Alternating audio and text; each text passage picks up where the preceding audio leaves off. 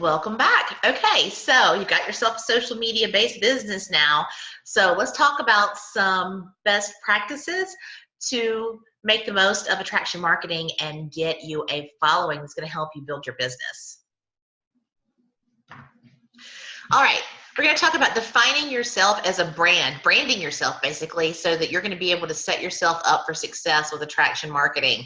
That's what we want to do. We want to, instead of push information to people, you want to draw people in so that they follow you, they become your fans, and then your customers. So let's talk about the best ways to do that. Okay, what is attraction marketing? I got this information from an article out of Huffington Post that just kind of gives you a great overview of the whole idea of attraction marketing. You may be completely familiar, you may not. This may be totally new to you, but it's pretty simple. It's a way of communicating that is attractive to others, thus resulting in sales, support, advice that's needed, or whatever else we want. So once you understand what attraction marketing is, implementing it is as easy as ABC. So A is going to be aligning your message with your audience in an authentic way. Like I said, we're not spam bots. We're not just pushing product graphics out there to people. We want to build those relationships. So you're going to have to align yourself with your audience, and you're going to be genuine and authentic and yourself. Believe in your products or services and your ability to assist your target customer with any grievance. So that comes in confidence in the products that we use and market, and also in the company and in your ability to provide superior customer service. So, and communicating is C, communicating and connecting in a consistent manner. So you want to be posting things on a regular basis. Don't, post something one day, skip 5 days, and then post something else and expect this to actually work. So you're going to be consistently communicating. Okay, best practices for social media. In order to build a business based on social media marketing, you will need to build your network and ramp up your post engagement. That's what we want. We want people interacting with the things that we post. To do this, you're going to need to strategically plan how you are viewed through your social media accounts. This information applies to your personal accounts, not your business pages or VIP groups. This is how we're going to model ourselves, how we're perceived as an individual on social media, not so much our business. If you choose to have a Facebook business page, that type of thing, that is more for the marketing of the products. But this is marketing you that we're talking about here.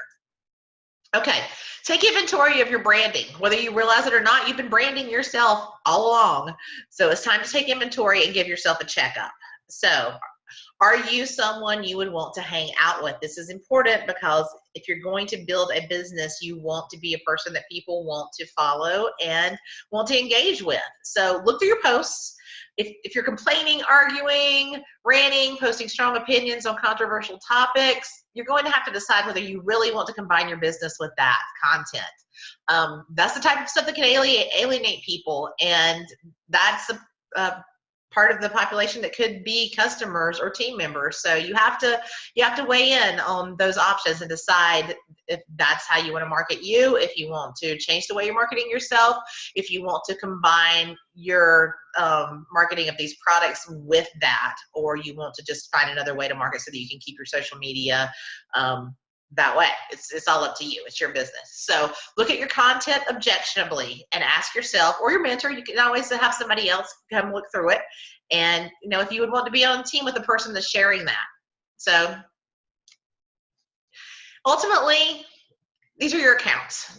It's yours and it's your business. So you're going to choose how you run them. This is just coming from my experience and what I've seen with different people and how they ran their pages and the level of success that they had. When people feel inundated by negativity, they tend to unfriend or unfollow people in their news feeds. I've done it. I do it a lot, actually. And once you've lost them, it's very difficult to get them back because, if I unfollow someone, I may not unfriend them, they may be family, something like that. If I unfollow them, then they're not going to see that I'm not their friend, but I'm not seeing their stuff. And I would have to deliberately make an effort to go to their page and look at what they're posting to be able to see anything. And you don't want to make it that difficult for people to do business with you or to see your content. And usually 9 out of 10 times if I go to that person's page, I remember why I unfollowed them in the first place. So it's just a mindset thing. So decide what you're going to do with your social media moving forward and in conjunction with your unique business. Okay, tips to make the most out of social media in hopes of lessening your learning curve, because I have been doing this for a few years and I have come a very long way in terms of social media and marketing and branding myself. So these are my suggestions, just based on my experience. Define who you are with your post. You are a unique presenter, but that's not all you are, and not the only thing you want to come across in your post. You don't want to be a salesy weirdo. You don't want people to think that that's all you talk about is unique. You want to show that you are a well-rounded person with lots of interests and lots of things going on, and that you work this business into your day, into your life, and you're excited about it. However, you have a life outside of unique.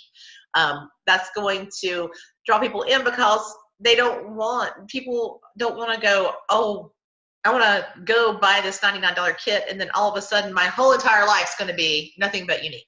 So show them your life, because a lot of us only work like a small portion of the day. So the rest of that day, put it out there for people to see and share it. So story tell your life so others become interested in following your journey. Do you have kids or pets? Cute and funny posts get lots of interactions. I have people that follow me just for pictures of my dogs, my little golden doodles. People love those dogs. And, I'll just maybe one, sometimes two posts per day. I do things. People know probably more about what's going on with my dogs than they know about me. But it gets interaction. And pictures of kids, same way. My son was in a basketball tournament championship. People were, hanging on that. And I was building relationships with other basketball moms that were, excited because they were kind of going through the whole tournament thing at the same time. So I was like, oh gosh, at the gym again, practice again, at another game. Oh my gosh, this is intense. That type of thing. So people relate to you. So you relate to that audience that is maybe experiencing the same type of thing.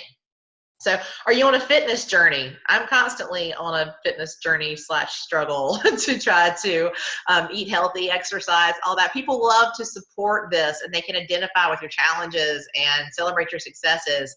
If you're cooking something healthy and you're proud of yourself, put it out there. If you're struggling with something, ask questions. So are you a foodie? Back to the healthy meal. Pictures of meals get a lot of attention and a lot of questions about recipes. So if you cook something that's awesome, share it. If you cook something that's not so awesome, you burn something, share that too. People like to laugh at themselves, laugh at each other, and they realize that they're not the only ones that do stuff like that. So just keep it real. Okay, engaging your audience, hence the doodle. Interaction on your post boost up your algorithm, and your post will have more reach, comments, and help with your algorithm more than likes. So you want people to comment. So you might want to actually even give them a call to action on your post to get them to comment about something. So ask questions or recommendations. That's one way to do it. Looking for a good restaurant in a certain city that you're going to, things like that. Do you need a plumber? Anything. Are you trying a new lipstick shade? I do this a lot. Post a picture and ask their opinions whether or not it's for you. So, you can be like, if you don't really think it looks great on you, be kind of like, what do you think? Is this okay? Or if you really like it, be like, what do you think? Is this dark purple awesome on me or what?